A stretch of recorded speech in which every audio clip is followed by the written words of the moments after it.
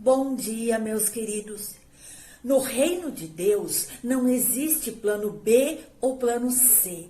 No reino de Deus só existe um plano, o plano dele, o plano A.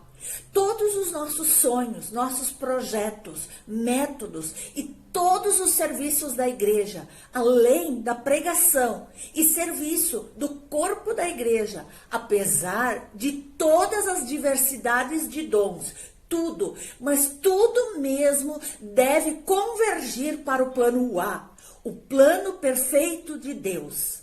Em Romanos 8, 38 e 39, nós lemos: porque estou certo de que nem a morte, nem a vida, nem os anjos, nem os principados, nem as potestades, nem o presente, nem o porvir, nem a altura, nem a profundidade, nem outra criatura nos poderá separar do amor de Deus que está em Cristo Jesus, o nosso Senhor.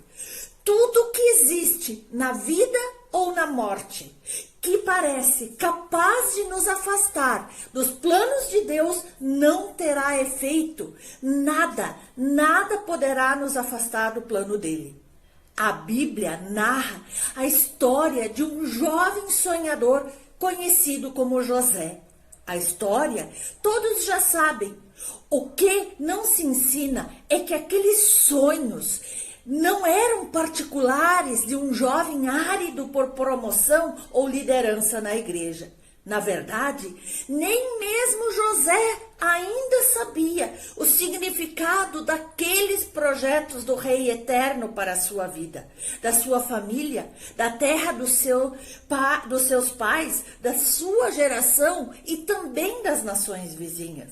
José era apenas um garoto, mas ele estava alinhado entre a terra e o céu. Ele estava orando certo, no lugar certo, na hora certa de Deus. Como sabemos da história, José ficou escondido por seus irmãos e também na prisão no Egito, até que os sonhos de Deus se cumprissem na sua vida de obediência e fidelidade a Deus.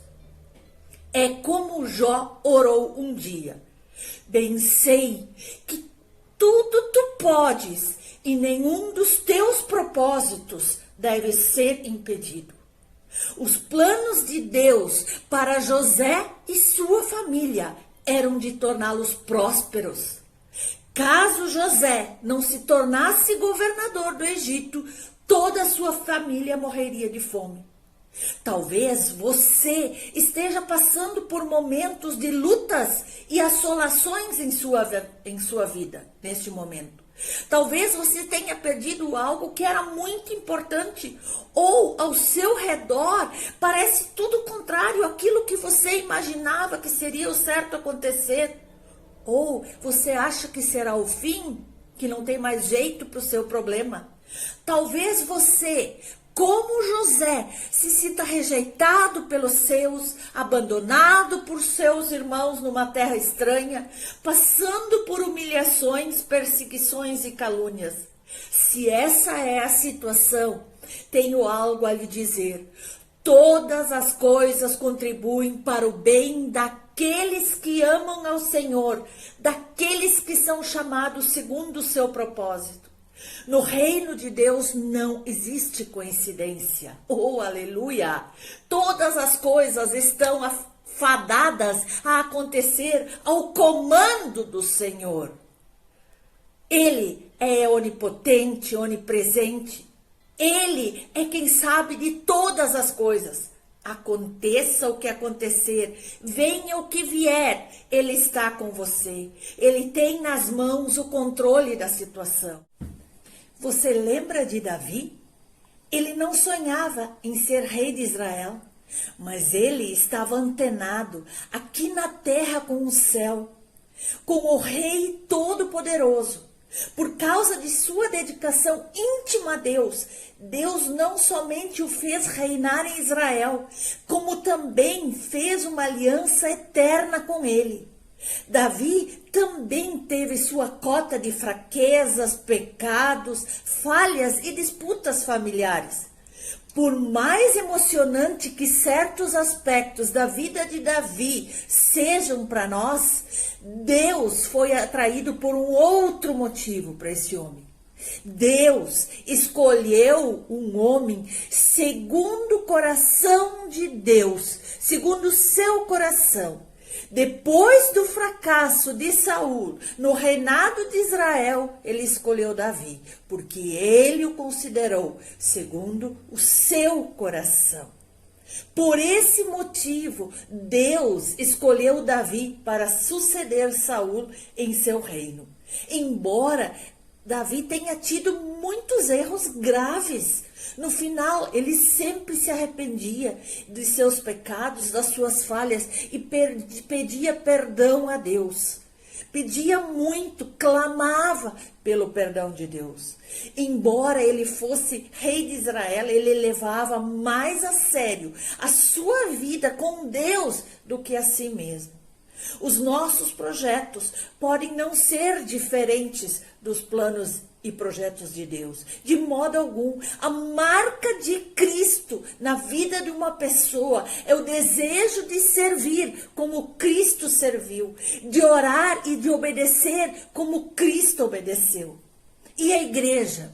A igreja somos nós, pequenos sonhadores, trabalhando para a mudança de várias famílias, de várias sociedades, através da execução do plano que vem do céu.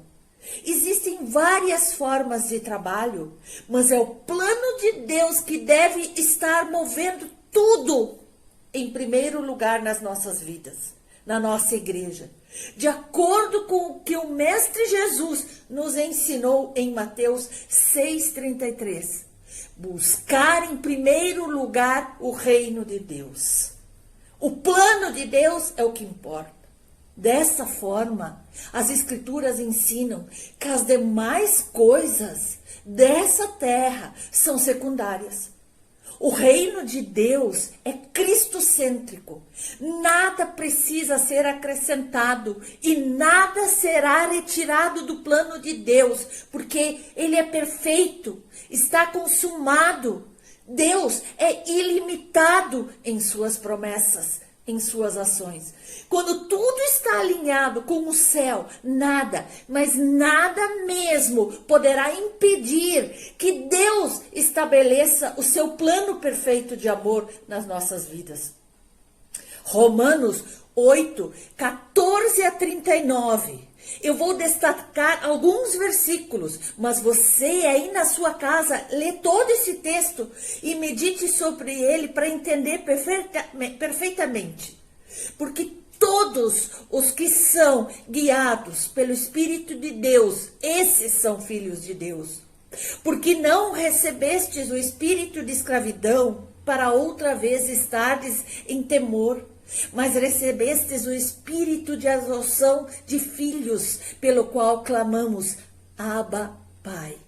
O mesmo Espírito testifica com o nosso espírito que somos filhos de Deus. E se nós somos filhos, somos logo herdeiros também. Herdeiros de Deus e co-herdeiros de Cristo. Se é certo que com Ele padecemos, com Ele também sejamos glorificados. Porque para mim tenho por certo que as aflições desse tempo presente não podem se comparar com a glória que em nós há de ser revelada. Ainda no versículo 24 diz que porque em esperança nós fomos salvos. Ora, a esperança que se vê não é esperança, porque o que alguém vê, como o esperará? Mas se esperarmos o que não vemos, com paciência o esperamos. E da mesma maneira também o Espírito ajuda as nossas fraquezas. Porque não sabemos o que havemos de pedir como convém, mas o mesmo Espírito intercede por nós com gemidos inexprimíveis. Veja como Deus fala para nós. Veja como Deus fala coisas maravilhosas para nós. Nós sabemos que tudo aquilo que está por vir contribui para o nosso bem. Atente para esse versículo 20 e 30. Porque os que dantes conheceu, também os predestinou para serem conformes à imagem de seu filho, a fim de que ele seja primogênito entre muitos.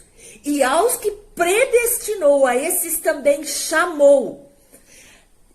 E aos que chamou, estes também justificou. E aos que justificou, a estes também glorificou. Prestem atenção nessas palavras. Conheceu, predestinou, chamou, justificou e glorificou. Paulo indica o desígnio de Deus que predestina os seus escolhidos para serem semelhantes à imagem de seu Filho Jesus. Cristo é a cabeça, o primogênito de uma multidão de irmãos. Nessa companhia que os eleitos passarão a ter em Cristo e por Cristo e tornarão-se também como Ele, filhos de Deus. Em Romanos 11, 22, reafirma que desde que o homem permaneça na bondade de Deus, ele é chamado, justificado e glorificado por Ele.